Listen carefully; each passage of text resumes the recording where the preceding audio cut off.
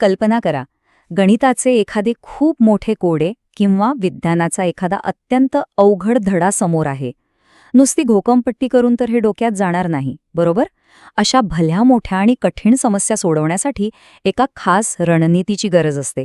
अशी रणनीती जी सर्व गोंधळ दूर करून तो विषय कायमचा लक्षात ठेवण्यास मदत करेल. विभाग 1, पृथक्करण पद्धती म्हणजेच ॲनालिटिकल मेथड. आता हे पृथक्करण किंवा ॲनालिसिस म्हणजे नक्की काय? अगदी सोपं आहे. एखादा मोठा गुंतागुंतीचा विषय घ्यायचा आणि तो लहान सोप्या तुकड्यांमध्ये विभागायचा. शाळेत एखादी मोठी कथा वाचताना आपण काय करतो? ती कथा एकाच दमात समजून घेण्याऐवजी तिची पात्रं कोणती, घटना काय आहेत आणि ठिकाण कोणते आहे, अशा वेगवेगळ्या भागांत ती विभागून समजून घेतो. जोपर्यंत प्रत्येक लहान भाग व्यवस्थित समजत नाही तोपर्यंत हे तुकडे करणे सुरूच ठेवायचे. या पद्धतीची 2 अगदी सोपी सूत्र आहेत. पहिले म्हणजे गुंतागुंतीकडून साध्याकडे जाणे आणि दुसरे म्हणजे अज्ञाताकडून ज्ञाताकडे जाणे.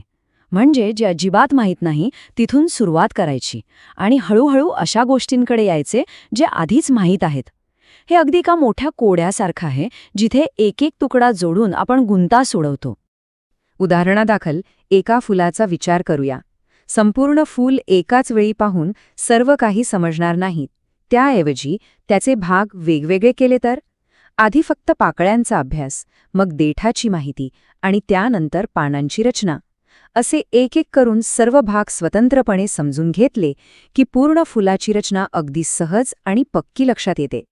मानवी जीवनासारखा प्रचंड मोठा विषय घेतला तर तोही हवामान, आहार आणि संस्कृती अशा घटकांमध्ये विभागला की अभ्यास किती सोपा होतो.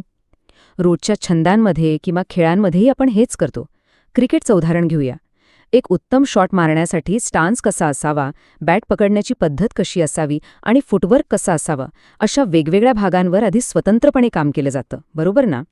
ह्या सखोल आकलनामुळेच कठीण विषय सोपे वाटू लागतात. खऱ्या अर्थाने सांगायचं तर यामुळेच आजकाल विद्यार्थ्यांच्या शिकण्याच्या पद्धतीत मोठी क्रांती झाली आहे. आता फक्त पाठांतर न करता गोष्टी कशा चालतात आणि समस्या कशा सोडवायच्या हे विद्यार्थी खऱ्या अर्थाने समजून घेतात. हे कौशल्य कोणतीही मोठी समस्या चुटकीसरशी सोडवायला मदत करते. विभाग 2, संयोजन पद्धती म्हणजेच सिंथेटिक मेथड. मगाशी आपण गोष्टींचे तुकडे कसे करायचे ते पाहिले.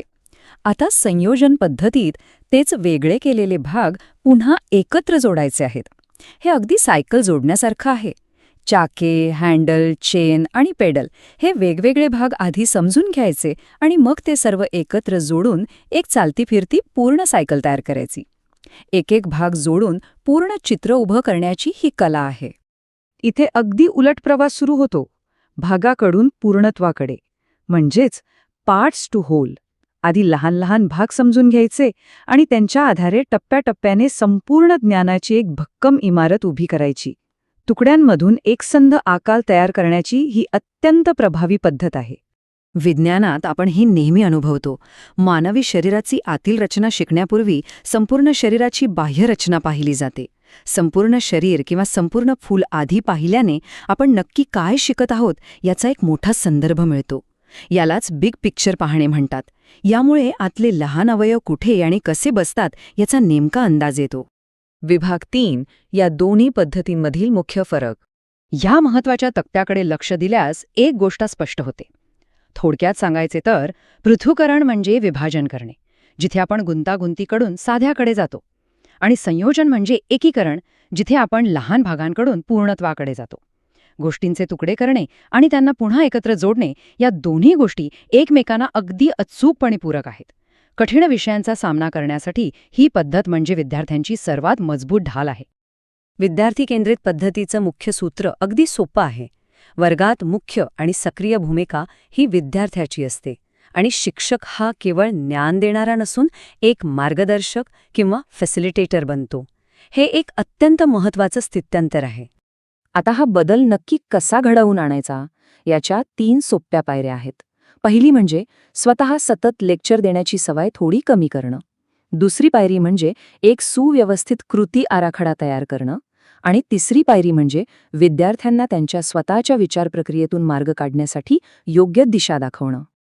आता दुसऱ्या भागाकडे वळूया, जिथे आपण वर्गातील चर्चा पद्धतीची ताकद समजून घेणार आहोत.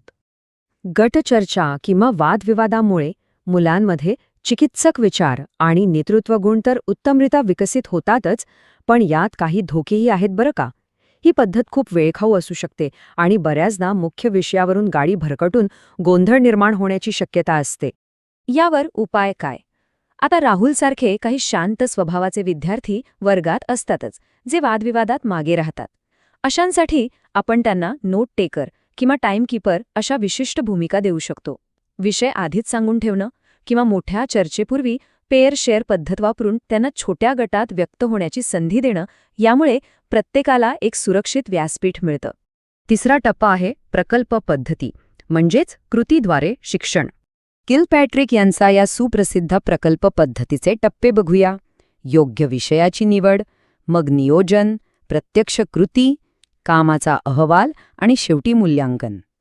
कोणतीही समस्या सोडवण्यासाठी जेव्हा प्रत्यक्ष शारीरिक किंवा मानसिक काम केलं जातं, तेव्हाच खरं शिक्षण घडतं. हा यामागचा मुख्य विचार आहे. उदाहरणादाखल सांगायचं तर, जेव्हा माध्यमिक शाळेतली मुलं गणिताचे आणि नागरिकशास्त्राचे धडे शिकण्यासाठी प्रत्यक्ष एका शहराचं मॉडेल बनवतात, त्याचं बजेट ठरवतात, तेव्हा ती नुसती सूत्रे पाठ करत नसतात, तर ती प्रत्यक्षात जगत असतात. यामुळे मिळालेले ज्ञान कायमस्वरूपी लक्षात राहते. आता वळूया आपल्या चौथ्या पद्धतीकडे, स्वयंशोधन आणि बुद्धिमंथन. इथे खऱ्या अर्थाने कल्पनाशक्तीला वाव मिळतो. Doctor H. A. आर्मस्ट्रॉंग यांची ही ह्युरिस्टिक किंवा स्वयंशोधन पद्धत, याची तुलना आपण चक्क एका गुप्तहेराशी करू शकतो. मुलांना तयार उत्तरे देण्याऐवजी त्यांना जणू गुन्ह्याच्या ठिकाणी गुप्तहेर म्हणून सोडलं जातं, जिथे ते स्वतः प्रयोगांमधून आणि निरीक्षणांमधून उत्तरे शोधतात. ह्यातून मुलांमध्ये जबरदस्त आत्मविश्वास आणि वैज्ञानिक दृष्टिकोन तयार होतो. साहजिकच मोठ्या वर्गात हे राबवणं थोडं कठीण जाऊ शकतं. अशावेळी आपण लहान मायक्रो एक्सपेरिमेंट्स, मुलांमधलंच गट मार्गदर्शन किंवा पीअर टू पीअर मेंटॉरिंग आणि डिजिटल टूल्सचा वापर करू शकतो. यामुळे वर्गात गोंधळ न होता शोध प्रक्रिया अगदी सुरळीत चालते. आणि हे आहे ॲलेक्स ऑसबॉर्न यांचं बुद्धिमंथन किंवा ब्रेनस्टॉर्मिंग. हे जणू पाण्याच्या धरणाचे दरवाजे सताड उघडून विचारांचा प्रवाह मोकळा सोडण्यासारखा आहे. इथे एकच अत्यंत कडक नियम असतो: टीकेला पूर्ण बंदी. या एका नियमामुळे विद्यार्थ्यांच्या लॅटरल थिंकिंगला चालना मिळते आणि नवीन भन्नाट कल्पना समोर येतात. पाचवा भाग, समस्या निराकरण. इथे आपण सृजनशीलता आणि चिकित्सक विचार एकत्र आणतो. ग्यानी आणि ऑसबेल यांच्या या पद्धतीत 5 पायऱ्या आहेत: समस्या समजून घेणं, माहिती गोळा करणं, उपाय शोधणं किंवा गृहीतक तयार करणं, पडताळणी आणि निष्कर्ष. यात तिसरा टप्पा अत्यंत महत्त्वाचा आहे. इथे थेट उत्तरं न देता आपण मुलांना विचार करायला लावणारे प्रश्न विचारले पाहिजेत, जेणेकरून त्यांचं डायव्हर्जंट थिंकिंग विकसित होईल. गुंतागुंतीच्या समस्या सोडवताना मुलं निराश होऊ नयेत, यासाठी ही चेकलिस्ट नक्की वापरा. समस्या मुलांशी संबंधित आहे का? आवश्यक साधने उपलब्ध आहेत का? मुलांच्या चिडचिडीवर लक्ष ठेवलं जातंय ना? आणि सर्वात महत्त्वाचं, फक्त बरोबर उत्तर शोधण्यापेक्षा तर्कावर भर दिला जातोय ना, याची खात्री करणं खूप गरजेचं आहे. चला आता एक छोटीशी उजळणी करूया. आत्ताच आपण बघितल्याप्रमाणे लॅटरल थिंकिंग वाढवण्यासाठी टीकेला पूर्ण बंदी हा कडक नियम कोणती पद्धत वापरते? आठवतंय? होय, बरोबर. जिथे विचारांचे दरवाजे सताड उघडे ठेवले जातात, म्हणजेच बुद्धिमंथन किंवा ब्रेनस्टॉर्मिंग.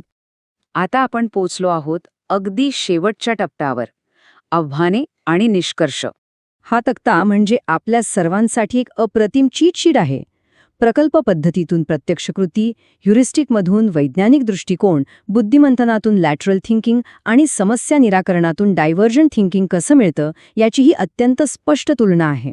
या सर्व पद्धती केवळ पाठांतराची जागा अनुभव आणि तर्काने घेतात. या सर्व विद्यार्थी केंद्रित पद्धतींचं अंतिम उद्दिष्ट एकच आहे: वर्गातील प्रत्येक विद्यार्थ्याचा सर्वांगीण विकास.